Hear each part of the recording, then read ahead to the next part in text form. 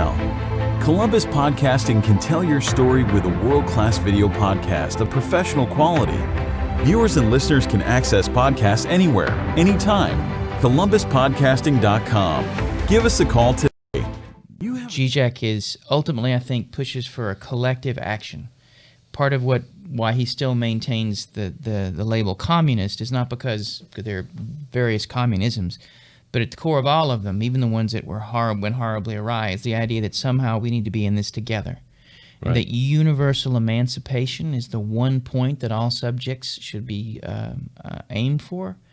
And so if these rules, they may focus on individual emancipation, but they may take us away from a universal emancipatory stance. And so he may have some conflict over that. Like, we have to be careful that we don't allow ourselves to be merely individuals, and that we are not thinking about the universal struggle for all of us to be able to experience a level of life that is really only afforded to people in the first world. So, right. You know.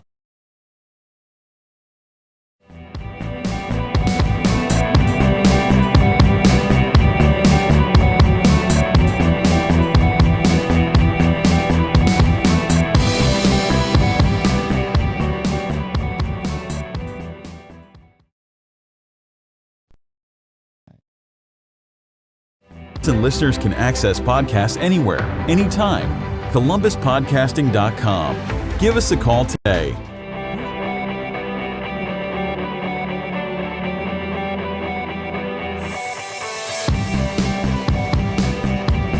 Let's figure this out. Right. All right, Dan Rose, how are you, sir? What's up? It's it's Friday. Well, it's going to be Friday for the rest of the day. I don't know how to break the news to you on that. It didn't come soon enough. Yeah, long week, right? Okay. Yeah, it's I got if this week were like a disease, I would say it was shingles. Ooh, that's that's a rough one right there for some reason. So let's hope that it gets better. It's a short time frame there. All right. So what else is up? How do you deal with a shingles week? You Colt 45. I mean, like buckets of it. Just okay. You know? Well, I'll tell you what. That's what you got. That's what you combine got. Colt 45 and pork skins, fried pork skins. Fried pork skins. I call that a Saturday night. I hate to say this, but my son's on a keto diet, and for some reason there are pork skins at my house. On the I keto apologize to the universe, as a matter of fact, for that. But they can't do carbs, but they can do fat. Pork skins. They can do fat. It's crazy. You know, I dated world. a girl for a while. It smelled like pork skins. Oh, I just felt that was really couldn't go anywhere. Do we need to know that? Just question.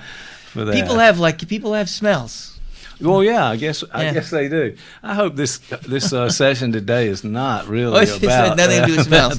Nothing. It's just heat. Okay. Well, I'm glad it's Friday too. It's the end of a long week, and here it is Friday. And I think people really do feel better on the Friday going to the weekend. We're all working. We're trying to move toward.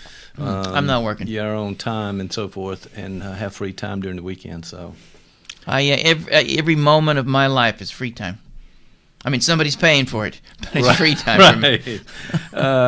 So they have no idea what they're getting for their money, No. but they're giving you money and you're enjoying it, right? So that's how it works. Yeah, well, that's okay. I'm down for that. But yeah, so what's been on your mind lately? What's these things happening?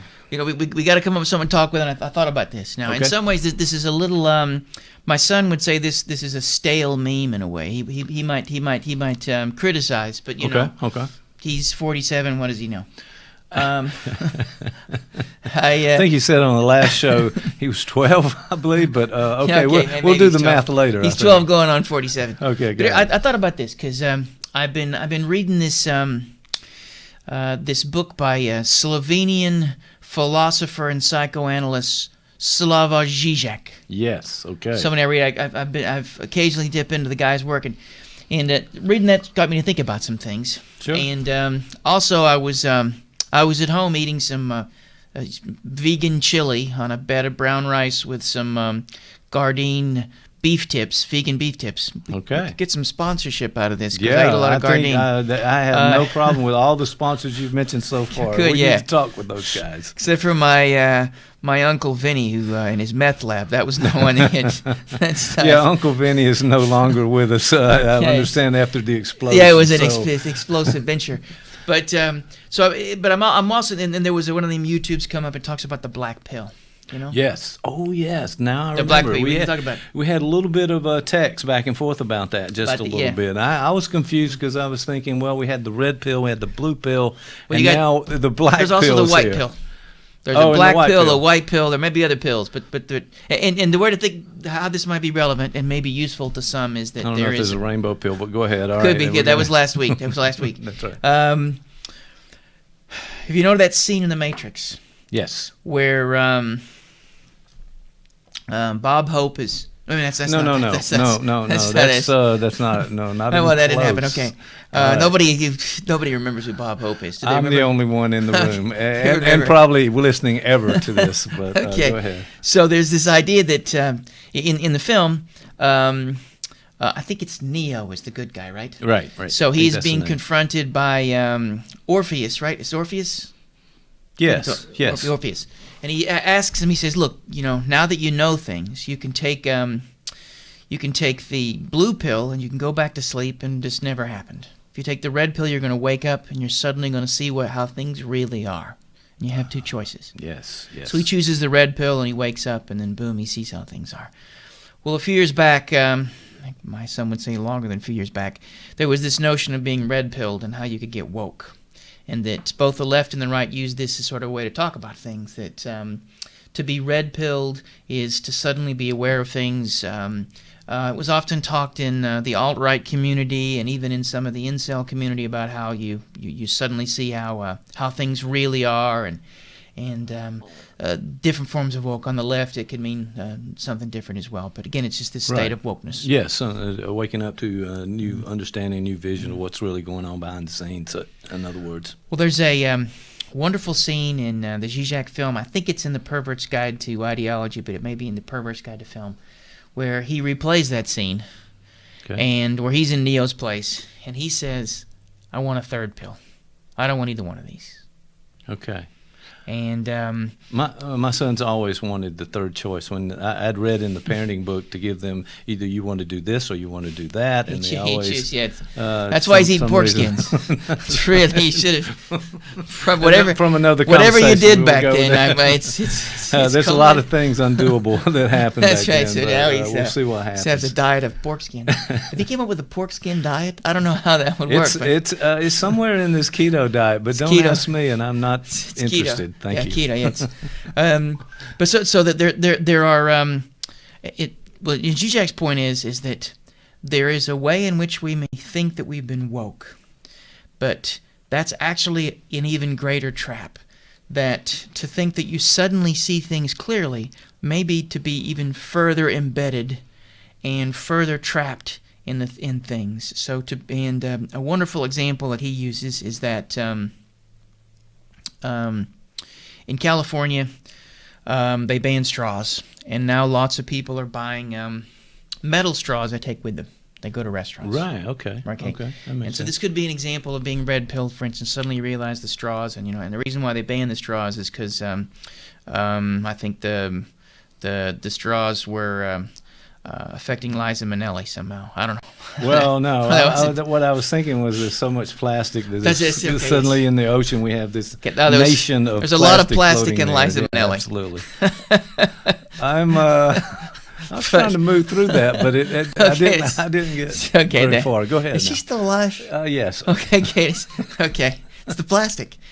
It lasts forever, but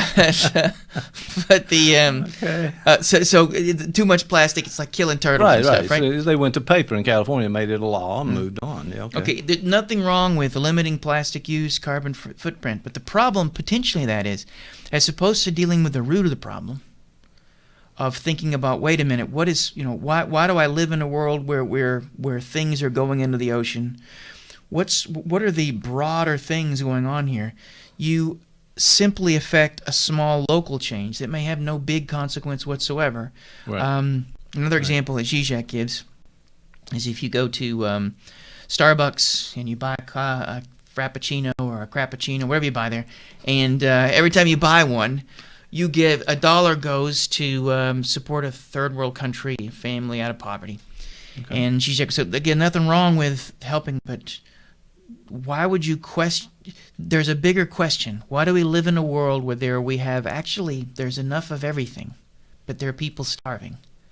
So the question would be, you are lulled into thinking you're making a change or a difference, but you're actually just staying asleep enough in the matrix to perpetuate the very thing that has caused all these inequalities.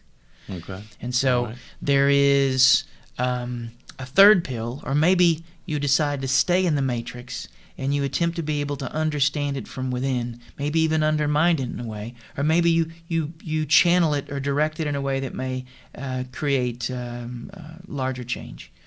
And so that's the old idea behind, and that was the potential third pill for Zizek. But there's this notion of the black pill. This is the notion that you wake up and that everything is crap, and it's a form of nihilism. Okay. It's the idea that when you really see how things are, you say, there's a philosopher, what's his name? I'll think of his name, but he was partly inspiration for the TV series True Detective, the first season. Okay. If you ever saw that. Yeah. But he's an antinatalist, and an antinatalist is someone who doesn't believe that human beings should reproduce. We should just die out. And he has a nihilist philosophy in which he sort of sees the human race as like a bacteria. We've infected the planet, and at some point it'll develop the right sort of antibodies and we'll all be gone. Mm-hmm. And so that is sort of a form of the black pill, sort of like you see things and boom, everything is horrible, and so you have the potential to succumb to nihilism. Right, got it. There's also a white pill, and the white pill would be the ability to, that would be religion, or in fact some evangelical folks call it the white pill, that you suddenly see that there's God, and there is redemption, or there is something better outside of all this and whatnot. And the point of bringing up any of those sorts of pills is that each of them represent a way of being able to dance and deal with reality. Right. And all of them may have a shortcoming, or they offer some sort of solution. And they have a parallel, I think, in some of the things you and I have been talking about here in terms of how do people engage with themselves and the world in such a way that, I don't want to use the word happy, because that's a pill in of itself. As an aside, there's a famous philosopher, Alain Badiou, and he calls it the happiness industrial complex. Oh, okay. And that part of what drives, if there were a happiness pill, for instance, it comes in the form of, Zizek talks about this too, of Western Buddhism, that we all need to start buying meditation apps and doing yoga. Don't do yoga. Don't do it. But, no, I got you. No. There's a couple of jokes in there. I'm not going to go there. I know. But it's good that you can hit on it and then go back to the topic. That's because I woke up at 4 this morning. I'm tired. That's the only reason. But yes. So the idea that where was that with this thing? Oh, it was the yoga or and all this sort of stuff and meditation, and all those are a form of either the black or the blue or the red pill. They could be the blue pill because they allow you to become better consumers, better cogs in the machine of capitalism, without ever really questioning things. Like, for instance, again, why do we need to meditate more? The things that you feel, the fact that you can't sleep, or the fact that you have you're always anxious, maybe something you need to know as opposed to being numbed from. And the goal would be, how do we engage with ourselves? That would be a wonderful example of that there is an engagement with your own suffering in such a way that may inform you maybe how to change your life, may be able to inform you on how to be able to make the lives of others better. But none of those are the sort of pills that offer a fix that either give you numb you into sleeping or give you a false sense of being awake. And so, how does all that sound? Well, it's really interesting because the whole idea of being woke and becoming, I don't know if we've defined that very well. I mean, it's being woke to my ideas and you going along with my ideas versus being woke to the general consensus. So some groups will consider you woke and others may not at the same time. So I'm just curious about how we defined being aware. But it's awareness. It's more than what we're aware of now. It's an additional awareness or larger awareness. Well, how's that sound? Yeah, I dig that. Even the term woke is already, in a way, carries with it a certain ideology, a certain politics, and a certain texture that allows you to be maybe closer to something important, but it also may blind you to some things, because if they were to offer a critique even of the notion of being woke, does that mean you're always awake? That you never have to worry about going to sleep again? That means that now you have a hold of a certain truth, and does that mean now that if you're not careful, if you have a hammer, everything is a nail? Right. There's a potential trap in there too. Absolutely. The idea that you've got the best idea or your idea is the way it is for others, and it may not be that way. In fact, it may be maybe you woke and it's a nightmare. Or, well, it's interesting because or really not realistic. Maybe not. Well, and Bion talks about this. I talk about that guy sometimes, but also Zizek mentions this in the book that I'm reading right now, and the idea that we don't wake up from a nightmare or a dream because as a way to escape the unpleasant thoughts of the dream. We wake up so we can go to sleep from the truths that the dream are trying to tell us. Wow. And so waking up is actually a form of avoiding something, a suffering inherent. Zizek would say a hard kernel that you can't do something with. And that sort of puts that on its head. So even the idea of being woke... It may, as you mentioned, happiness. It may not make you happy to be woke. As a matter of fact, it may bring more anxiety into your life that you have to have that sleep you're talking about. Well, it's a wonderful example, and they often talk about the historical texture and the context of all the things that we do, and we often have this view.